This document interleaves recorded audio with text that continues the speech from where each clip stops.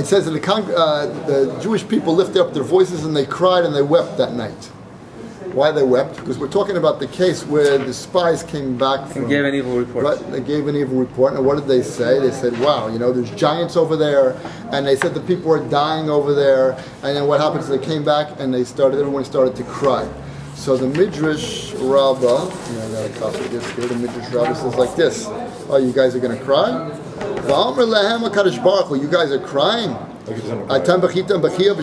You're crying for free, for no reason? Right? Before me, I'm going to fix for you crying for Doros. You're going to cry for generations. Until today, we still cry because they cried for no reason. At that moment, Nigzar al Beis HaMikdash, we made a decree that the Beis HaMikdash is going to be destroyed. I assume that means the first one, the second one, and all the bad things that happened on Tisha B'Av are probably included in that original decree. And he's going to put the Jewish people among the nations. So Rav Henrik Leibowitz, Rosh Yeshiva, Alav Shalom, from Chavetz Chaim, he has to kasha on this. He says, wait a second, this seems a little bit unfair.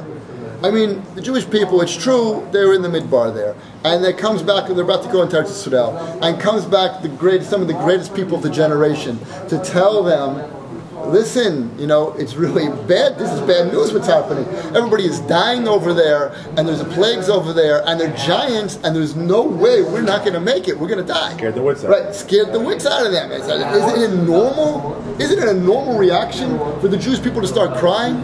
If the people came, the spies came back, and they were great people, they came back and they... promise is not normal. Well, one second. But in the meantime, it makes sense. So on that, because they cried, they got the punishment of the Chorban Beis HaMikdash, all the destruction, all the gulls, all the suffering that the Jewish people have been through for all these thousands of years is because they cried, and when the spies came back, it doesn't sound like a fair deal. Here, there's a pasuk Yud Aleph. It says like this: how long will the people despise me? How long will they not believe in me for all the signs which I wrought among them? The answer basically is Am Yisrael was holding at a very, very high level. They saw the miracles. They heard the word of God at Har Sinai. You're talking about people with a high madrega. Some guys come back and say, listen, the people are dying over there. They should have been so excited. This is the land that God promised to them. They should have overcome any kind of, maybe you'll say, I don't know what's going on, but they're crying, and they said they were crying all night. They were digging in their graves. They didn't know what to do. So we're talking about, so they should have taken it to such a level. They should have had faith. They should have had bitachon. And not only that, he wants to add another point. If you look back one more daf, what was the reason why, Rashi explains, what was the reason why the people were dying there? They misinterpreted that also. Because they came back, they should have said, wait a second, people are dying over there. If they would have kept their cool, they would have kept their faith, and they would have said, why are the people dying? So Rashi explains why they were dying. Adarab, they were dying in order to keep them busy, that Hashem made them die, made a plague, to keep them busy to bury their dead, but they shouldn't see the spies. It was for our good. It wasn't for our benefit. They would have had a moon. If they would have had a moon, they would have thought straight. They would have thought straight. They would have thought better. They would have seen the truth. The promise, the fears themselves get the person caught up. The fear itself. You can't look and see the big picture. Right.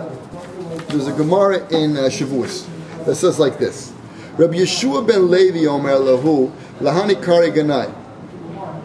He would read these certain pesukim before he went to sleep. It's basically Tehillim Yud Tet, Tehillim 19. It talks about Yosef V'Seiser. He who sits in the refuge of the Most High. This Tehillim has a special koach to give a certain kind of protection.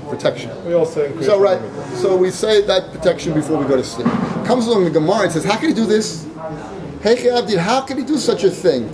It says, Rabbi Yeshua ben Levi says, it's forbidden to heal oneself with the words of the Torah. You're not allowed to use the Torah to heal yourself. You're not allowed to heal. You're protecting, not healing. So they want to say Lahagain, maybe protecting is different. But in the Havamina of the Gemara, protecting, healing... You can't use the words of the Torah to heal yourself? No, you cannot. But the Torah itself is a refuah, and you're learning it, and it heals you. So hold on. So the Sefer Achinuch, the Sefer Achinuch brings this as one of the lavim in the Torah. Right, exactly. By saying certain incantations, you're not allowed to use these incantations to heal yourself. Right? For healing. So he goes on, he says, you're not supposed to say it over the wounds. What does he say here? He brings in a Sifri that says you can't make cast on charms on snakes. on scorpions, and that they shouldn't bite them, which is exactly what they do in India, right? You're not supposed to do that. And you're not supposed to say certain Tehillim over the wound itself in order to over the wound itself, that the wound should heal and to relieve the pain. Right? You're not supposed to do that. So no, he's going to ask the kasha. Tuma, right? Yeah, kokos of tuma, but he's going to sit down. He's going to say the kasha. So maybe you ask a kasha. You shouldn't use the words of Torah. Wait a second. It says here in Gemara Shavuos. I think it's just Gemara the daf right before that.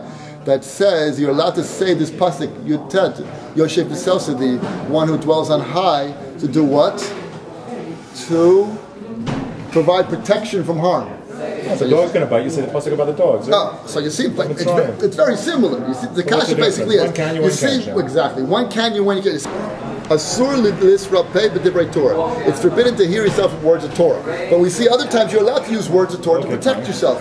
So what's the difference? So the Shittim Kubetzis explains. Why can you use Torah to protect yourself? Because the way it works like this. It's since the words of Torah, like Tehillim for example, inspire the soul. They inspire your neshama. So what really happens, the kedusha makes your soul to go up. It uplifts a person. And from that uplifting, he wants to say like this: the person who says Tehillim starts to get a certain fear of God, and then he starts to get a certain faith in God. And what happens? As a result of this inspiration, he'll be protected from every doubt and every harm. So that was the answer. That was what the Gemara. That's what he wants to give Peshat in the Gemara over here, when he says that he answered. 1 second. Protection is different.